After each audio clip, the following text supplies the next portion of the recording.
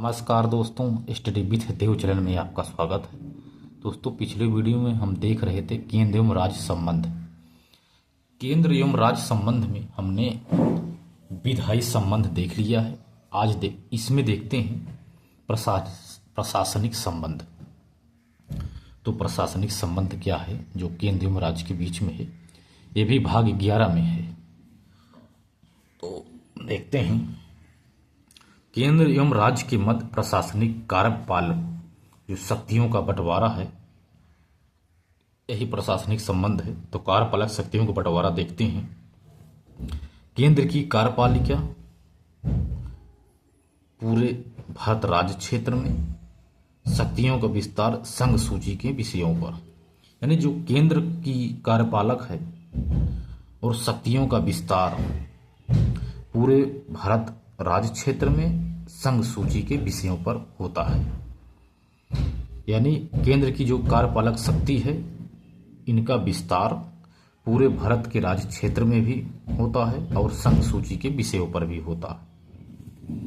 जो राज्य की कार्यपालक शक्तियों का विस्तार राज्य की सीमाओं में होता है तथा राज्य सूची के विषयों पर होता है। इस शक्तियों का बंटवारा है। इसके बाद जो समवर्ती सूची के विषयों पर विस्तार देखा जाए तो हालांकि केंद्र एवं राज्य विधि बना सकते हैं, लेकिन समवर्ती सूची में कार्यपालक शक्ति का विस्तार राज्य का है। जो कार्यपालक शक्ति का विस्तार होता है समवर्ती सूची में, इसका विस्तार राज्य का है।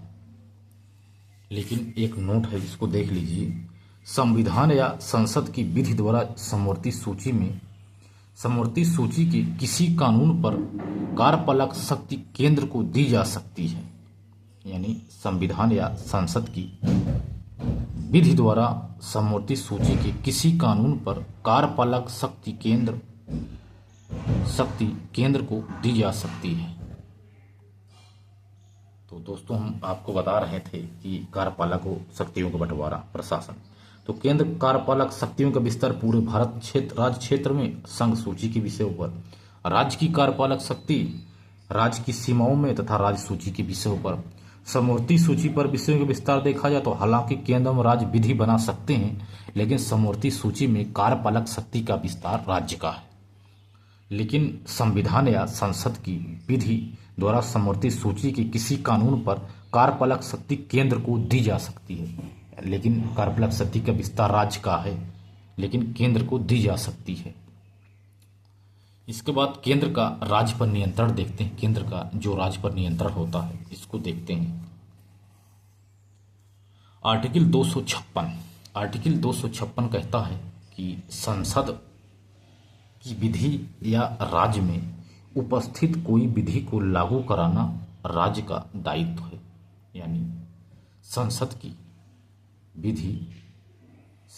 विधि या राज्य में उपस्थित कोई विधि को लागू कराना राज्य का दायित्व है, यह आर्टिकल 256 में कहा गया है। आर्टिकल 257 है। आर्टिकल 257 क्या कहता है? आर्टिकल 257 यही कहता है कि राज्य कोई भी ऐसा कार्यपालक शक्ति का प्रयोग नहीं करेगा जिससे केंद्र का कार्य प्रभावित हो या उस पर व्यवधान पड़े। किसी भी कार्य में कोई व्यवधान ना हो, कार्य प्रभावित ना हो, ऐसा कोई कार्य राज्य नहीं करेगा, कार्यपालक शक्ति का प्रयोग नहीं करेगा। राज्य को केंद्र के निर्देशों का पालन करना होगा। एक नोट और है, यदि राज्य निर्देशों के पालन में विफल होता है तो इसे संवैधानिक तंत्र की विफलता माना जाएगा। आर्टिकल 365 में कहा गया है, यदि कोई निर्देश केंद्र दिया है राज्य को, यदि उसमें वह विफल पाया जाता है तो ऐसा माना जाएगा कि संवैधानिक तंत्र की विफलता है। संवैधानिक तंत्र की विषय पर राष्ट्रपति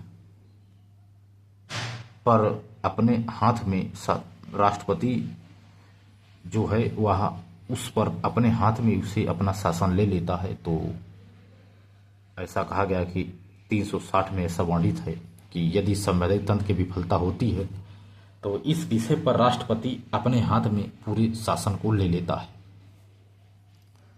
इसके बाद देखते हैं कि जो केंद्र का राज्यों को जो निर्देश दिया जाता है कि जो केंद्र राज्यों को निर्देश देता है कि राष्ट्रीय एवं सैन्य महत्व के संचार के साधनों की जो व्यवस्था है आदि तथा उसका रख रखाव यह राज्य को करना होगा।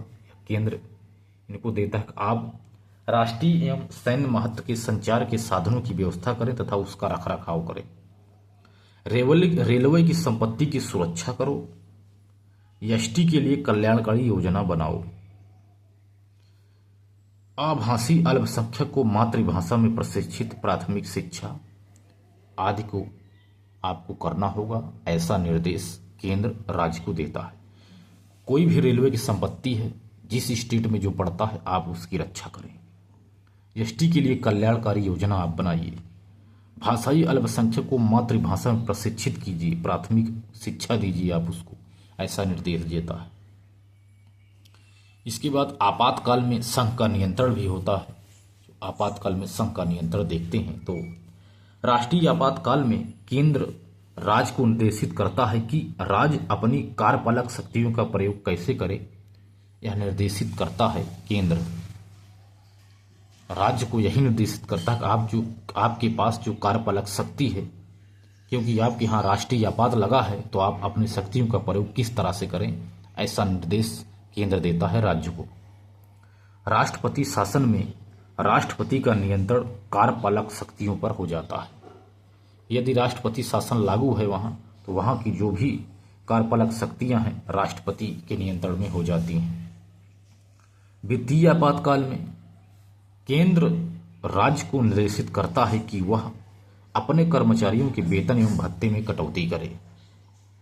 राज्यों के धन एवं वित्त विधेयक राष्ट्रपति के लिए आरक्षित किए जाएंगे। कोई भी विधेयक, धन हो चाहे वित्त विधेयक हो, राष्ट्रपति के लिए अपने आरक्षित कीजिए, ऐसा निर्देश देता है वित्तीय आपातकाल के समय। कुछ अखिल भारतीय सेवाएं हैं।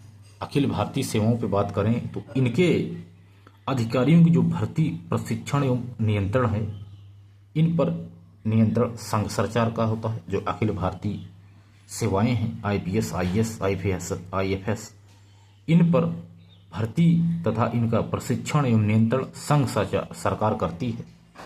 इनकी अधिकारी संघ एवं राज्य सरकार दोनों का काम करते हैं।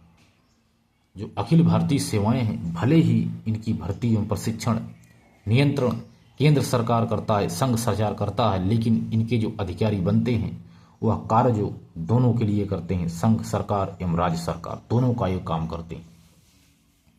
अखिल भारतीय सेवाएं में 3 सेवाएं हैं, आईएएस, आईपीएस, आईएफएस। आईएएस भारतीय प्रशासनिक सेवा, इंडियन एडमिनिस्ट्रेटिव सर्विस, भारतीय प्रशासनिक सेवा, पहले आईसीएस इसे कहते थे। इसके बाद आईपीएस, भारतीय पुलिस सेवा, इंडियन पुलिस सर्विस, पहले इसे आईपी कहते थे 1966 में से पहले। एक था आईएफएस, इंडियन फॉरेन सर्विस, यानी भारतीय फॉरेस्ट सर्विस यानी वन सेवा। 1966 में इसको भी जोड़ दिया गया अखिल भारतीय सेवा में, पहले नहीं था। यानी इसके बाद देखते हैं जो राज्यसभा है 2/3 बहुमत से नई अखिल भारतीय सेवा का सृजन कर सकती है। आप इसको नोट कर लेना दोस्तों, इंपॉर्टेंट है कि राज्यसभा 2/3 बहुमत से नई अखिल भारतीय सेवा का सृजन कर सकती है। जैसे आईएफएस को 1966 में जोड़ा गया है, पहले 2 ही सेवा थी, तीसरी आईएफएस है जो 1966 में जुड़ी। इसी तरह कोई और सेवा भी अखिल भारतीय सेवा में राज्यसभा जोड़ सकती है 2/3 बहुमत से। एक दूसरे को कार्य सौंपना, शर्त या बिना शर्त पर आर्टिकल 258 कहता है कि राष्ट्रपति राज्य की सहमति से संघ का कार्य राज्य को सौंप सकता है, यानी एक दूसरे को कार्य भी सौंप सकते हैं। यानी शर्त या बिना शर्त पर या किसी शर्त पर हम आपको इस शर्त पर अपना कार्यभार आपको सौंपते हैं, राष्ट्रपति ऐसा कहता है राज्य को, लेकिन उसकी सहमति से, यह आर्टिकल 258 कहता है। 258 का राज्य संघ की सहमति से राज्य का कार्य संघ को दे सकता है। यानी राज्य 258 का में यही कहा गया कि जो राज्य है संघ की सहमति से जो राज्य का कार्यभार है यह संघ को दे सकता है। लेकिन एक नोट करने की बात है दोस्तों, संसद विधि बनाकर राज्य की बिना सहमति से राज्य को संघ का कार्य सौंप सकती है। संसद विधि बनाकर जो राज्य की बिना सहमति से ही राज्य को जो संघ की शक्तियां हैं इनका कार्य राज्य को सौंप सकता है। लेकिन राज्य केंद्र को बिना सहमति से नहीं दे सकता। यदि केंद्र सहमत होगा तभी राज्य का कार्य संघ करेगा, नहीं तो नहीं करेगा। इसके बाद कुछ अंतर्राष्ट्रीय जल विवाद हैं। तो अंतर्राष्ट्रीय जल विवादों पर अगर न्याय निर्णय की बात करें तो अंतर्राष्ट्रीय जल विवादों पर न्याय निर्णयन तो संसद विधि बनाकर अंतर्राष्ट्रीय या अंतर्राज्यीय नदी जैसे नदी घाटी के जल के विवाद का बंटवारा, निपटारा, नियंत्रण एवं विवादों पर न्याय निर्णय दे। यानी संसद कोई भी विधि बनाकर ऐसा अधिकार इसको दिया गया है, प्रशासनिक विधि है ये, कि संसद कोई भी विधि बनाकर अंतर्राज्यीय नदी घाटी के जल के विवाद का बंटवारा, निपटारा, नियंत्रण एवं विवादों पर न्याय निर्णय दे सकता है।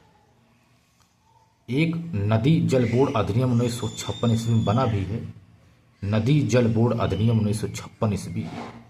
इसमें अंतर्राज्यीय जल का उपयोग, बंटवारा, नियंत्रण आदि के बारे में बताया गया है। अंतर्राज्यीय जल विवाद अधिनियम 1956 के द्वारा ही जो नदी जल बोर्ड है इसमें न्याय निर्णयन हेतु अस्थायी न्यायालयों की स्थापना की गई। जैसे महानदी जल विवाद पर न्यायाधिकरण अधिनियम सन 2010 आया था। ऐसे मामलों में सुप्रीम कोर्ट, हाई कोर्ट के अधिकारों को प्रतिबंधित यह कर सकती है, क्योंकि अलग से इसका न्यायाधिकरण यानी अलग से न्यायालय की स्थापना होती है जल विवादों में।